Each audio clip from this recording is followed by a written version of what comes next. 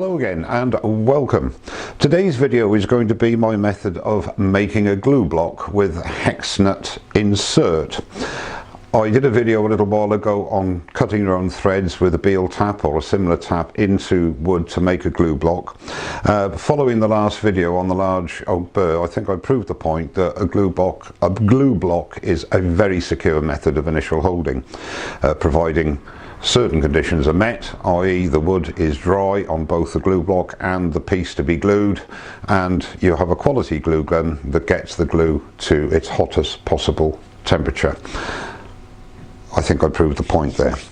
Well, this is a glue block similar to the one that I used with the nut inserted, and I'll go through my method of making that, and also the center finder when you've got the center of a blank, and that just centers this nicely on the center point.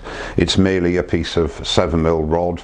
I'm not going to make another one because I've got one, but I'll go through the method of how I get the point on the end, which is a very simple method, and then you just simply cut it off to whatever length you require and put a handle on it, and if you should so wish, and the job is done. When I initially saw this, it was a guy called Walter Wager, an American turner, and he used a hex nut on his glue blocks. Well, I did some research at the time, which was quite a few years ago, and they were quite expensive and it didn't really seem to be worthwhile, but since I have found a source on eBay, and these cost just over £1. I think it was £1.15, £1.20, including delivery. So I ordered half a dozen, as you do, and I've made up a few other glue blocks, and this is the last one now, so I'll show you how I do it.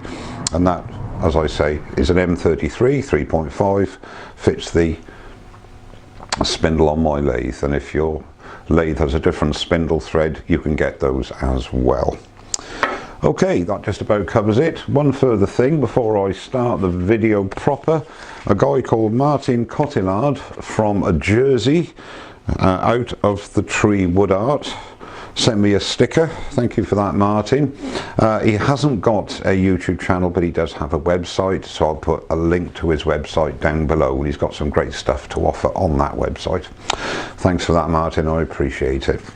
Well, without further ado, we'll carry on with the video making a glue block with a hex nut insert. Okay, so here we are at the drill press. I've got my blank. It's two pieces of, I think it's sapele. It was a door jamb, in a hardwood door jamb. Cross grain. I'm going to be drilling the hole and putting the nut in cross grain. I found the center of this blank here. Not to worry at this stage, because when you've got the nut inserted and you do your truing up, everything will be around the nut, so if it's slightly off, it doesn't really matter.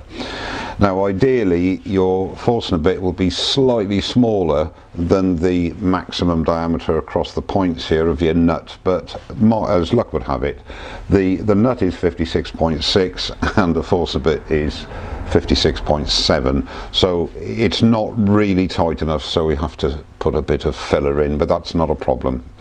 So okay, so now I'm going to drill the hole, and again, as luck would have it, the depth of hole is just above the depth of the Forstner bit, so we'll do that.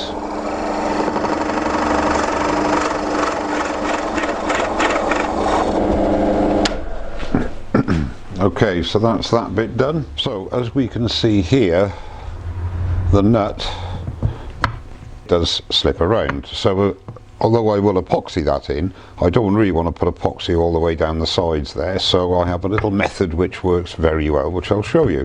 First thing to do is to I've just put a bit of insulating tape over both sides of the nut.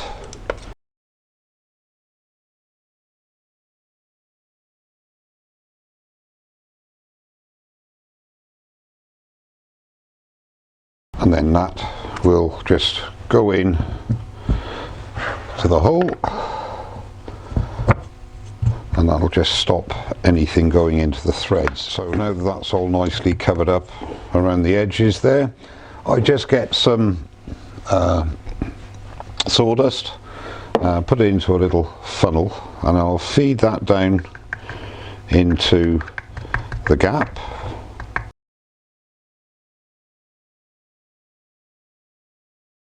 What I'm going to do is just drizzle some thin CA glue into that. Let that soak nicely in.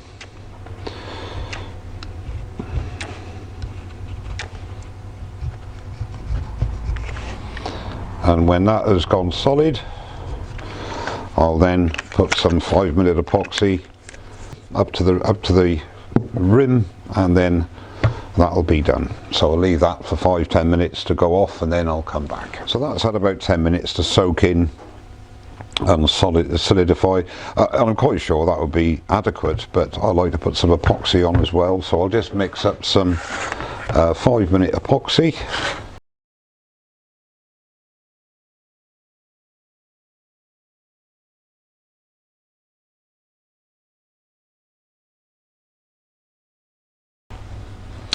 So now I've given this about an hour. I've gone and had some lunch, and the epoxy is really solid now.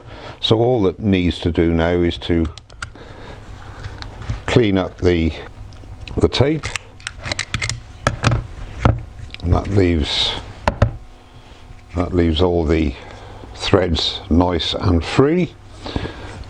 So the next thing to do now is to put it on the lathe and to turn it to the shape that you require, and then the last job will be to just drill a 7mm hole through the middle, and you can use the the divot that the Forstner bit made to guide your drill bit.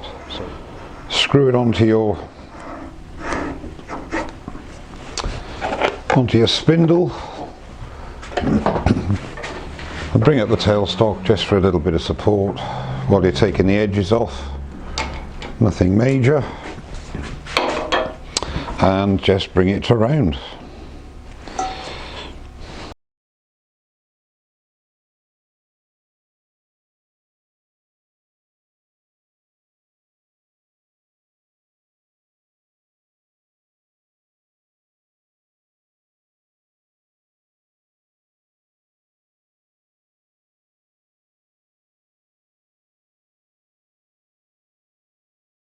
And what you can do, always make sure it's slightly concave there for when you attach anything. I'll be using this one for smaller pieces, not for big bowls like I did the last one, but you can just put a pencil mark at various radius to just give you a guide when you're putting your blank on. If it's not a circular blank, I'll put a hole through the middle here like I did before on the other ones to centre, but it's very unlikely I'd use this for a bowl, but I might use it for a small one, you don't know. So I will put a hole through the bottom, through the middle. What I'll do now is just clean off the back end here, and job's done.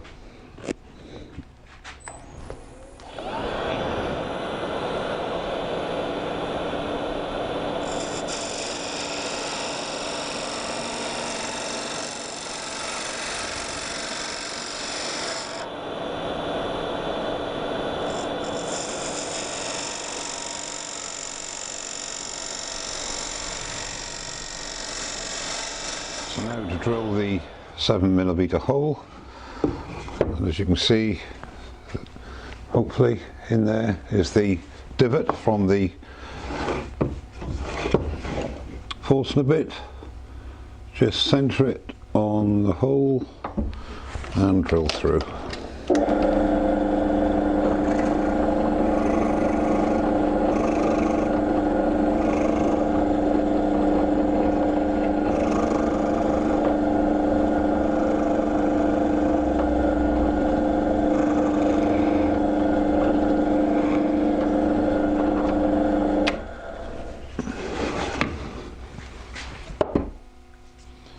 And there we have a hole right in the middle. Okay, and to make the center point, which goes down the hole, if you should have a blank with a predetermined hole already put in it, you want it to be nice and firm. so there's no slop. So as I say, 7mm, this is 7mm. I possibly have to do a little bit of hand sanding on there to get it to fit really nicely. A little bit of beeswax rubbed on the bar helps as well. All I do is take the bar like so and put it in my drill. Put the bar in the drill. Let's go wider. That's better. Turn on the disc sander and